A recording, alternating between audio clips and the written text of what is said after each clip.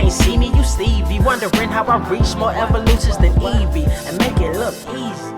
What is up, Earth's mightiest subscribers? It's Blerd without fear. Welcome back to the channel. Alright, today's video, we're going to be talking about Legion of X number 7 through 10 by Cy Spurrier and Netho Diaz. Yeah, I know, it seems like I had already touched on a bunch of Legion of X before, but there's a lot of stuff I wanted to go back and talk about that I just never got around to. I had already covered some of these issues, but there was a lot going on in them and a lot to process, in my opinion. So the two videos I had done prior had either largely focused on the Nimrod side of things or the Mother Righteous side of things. But one of the most common things I've seen everyone in the comment section bring up in my previous videos for Legion of X is what's up with Nightcrawler and why is Orchis using magic all of a sudden to try and thwart Krakoa. Well, today I'm going to be talking about all of that, and the cool part about this is that I can kind of knock all this out in the same video because the two things are actually very related to one another. Since Legion of X number 7, Nightcrawler showed up on the scene with horns, and at first the horns were definitely something that you'd notice. They weren't huge, but you couldn't miss them. It was so out of place for him as a character, despite him resembling a demon. He already had the forked tail, he already had the elfish ears, the glowing eyes, so why not, right? But the two words I kept seeing coming up whenever someone wanted to try and justify why this was happening was secondary mutation. This is not the case. It was even suspected it was a result of the Black Knight, Dane Whitman's daughter, Jax Chopra, also the Black Knight, that it was her who was responsible for this.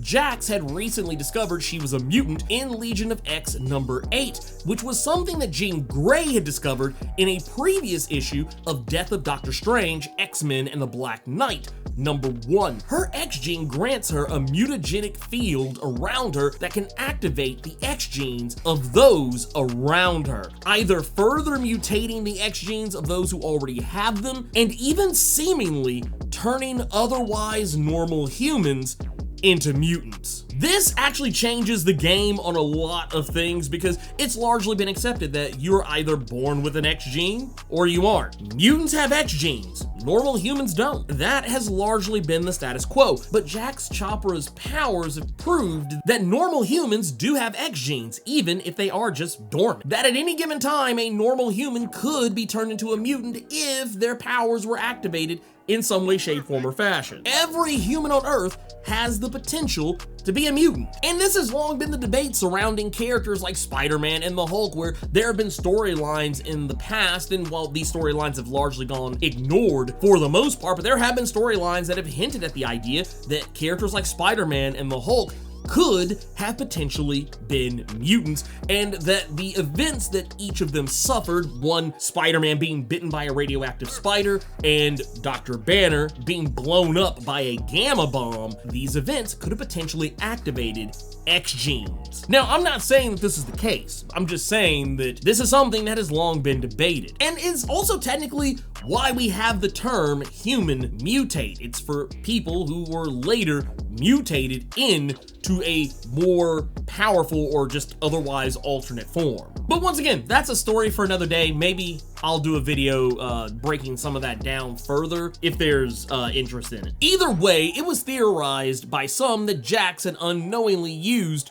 her mutant powers on Nightcrawler in Death of Doctor Strange, X-Men and the Black Knight number 1. This is likely because when we see her in Legion of X number 7, it seemed her power might have been responsible for the mutation of Warren Worthington III, aka Archangel. But this was actually not the case because other mutants were suffering the same effects and none of them had ever met Jax. Not only that, but in the case of Nightcrawler, it couldn't possibly be true because Nightcrawler had never met Jax before Legion of X number 7, and he already had the horns by that point. Mr. Sinister seemed to believe it was a combination of magic and mutation that led to this, and even theorized it could be undone with resurrection. But that didn't work. Nightcrawler was resurrected in a fresh body, and his horns had grown even larger and more pronounced. As it turned out, the reason that the mutants were suffering these ill effects had nothing to do with any form of secondary mutation or any kind of science. The actual culprit was something that Sinister had almost guessed entirely right.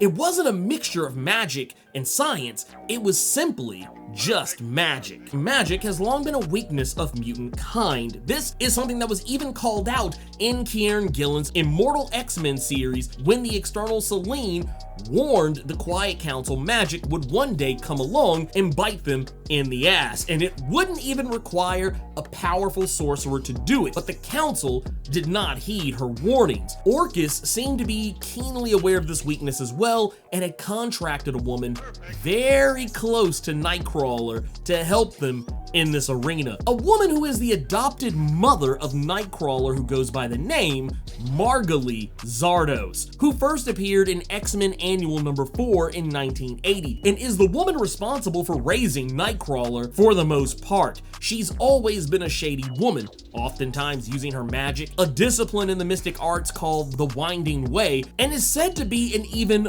more powerful spellcaster than even Doctor Strange. Orchis hired her to cast the curse that began mutating the X genes of random mutants across the globe to turn them into rampaging monsters. This was done so that Orchis could use this against Krakoa and paint all mutants as little more than monsters waiting to strike. Margalie's gimmick has never really been so much anti-mutant as it has always been pro-Margalie. She's often found on the hunt for the legendary Soul Sword, something she's always been a bit jealous that Nightcrawler once possessed when she couldn't. And she even mentions this the time that Nightcrawler had the sword, albeit unknowingly, in Nightcrawler Volume 3, number 10 in 2005, almost 20 years ago. And she even manages to pull yet another sword from him in Legion of X number 10, the Hope Sword. Forged within his soul by the spark, the mutant religion, or rather faith, that Nightcrawler pioneered on the island during Cy Spurrier's Way of X. Margalie seems to believe this is more than just a Quotey Fingers version of the Soul Sword. But we'll have to wait to learn more about the Hope Sword, because it seems like Sins of Sinister has largely put this story arc on the back burner, at least for right now. Now, if you're wondering why Orchis would stoop to magic in order to take down Krakoa, it's honestly not that complex of a leap in logic. They very likely got word from Selene when she split apart from Krakoa. We must remember that during Immortal X-Men number 2, when Selene split from Krakoa, she did go to a group of people who looked eerily like the Coven Akaba. Now, this could just as easily have been any other group of people, but we do know that when Selene went to this cult, it was in the London area, which is where Coven Akaba tends to hang out, and Coven Akaba is led by Ruben Brousseau, who had long been a thorn in the side of Excalibur during Teenie Howard's run on the series. Not to mention the people in the robes, who we never really see who they are. They do seem to refer to the Krakoans as just mutants, and they say it in such a way that it's pretty safe to say that these people are not mutants themselves, though typically when Coven Akaba has referred to mutants, they usually throw out the term witch breed, which is kind of a slur for mutant in the magic circles of the Marvel Comics universe, and more specifically in Otherworld. But once again, Coven Akaba could have just as easily have thrown in their lot with Orchis, hence why Selene may have been in some way, shape, form, or fashion in contact with Orchis in some way. Who knows? Or maybe she was in contact with Ruben Brousseau and he put this information in Orchis's ear, or, you know, it could be any number of things, but none of this should be surprising considering that Orchis has recently revealed they're more than happy to explore fringe disciplines of science, super science, and even the mystic arts. We've seen them infiltrate the astral plane as early as Legion of X number 1, when Legion revealed that Nimrod had killed Warlock's father, Magus. And over the course of that storyline, Nimrod had infected the astral plane, perpetuating his essence across it and even using this in a way to infect Warlock and take control of Krakoa. So yeah, it's not really that surprising that Orchis would use something that they know is clearly a weakness of mutant kind against them. Even if it's not something that they normally mess with, a lot of the people who are involved with Orchis are largely science people. These are usually the people who operate in the realm of super science and don't really mess with the occult by any stretch of the imagination, but desperate times do call for desperate measures, so it all makes sense. But now that Margalie has extracted the Hope Sword from Nightcrawler, nearly killing him in the process, and had already cast the curse on mutant kind that Orchis wanted her to, her work with Orchis is likely done for now, but that doesn't mean she won't be back soon, and while Nightcrawler has been left for Orchis to come claim, we know Orchis doesn't get their hands on it. Mother Righteous gets to him first, and as for what she did for him, it's hard to say because she does offer Nightcrawler a deal.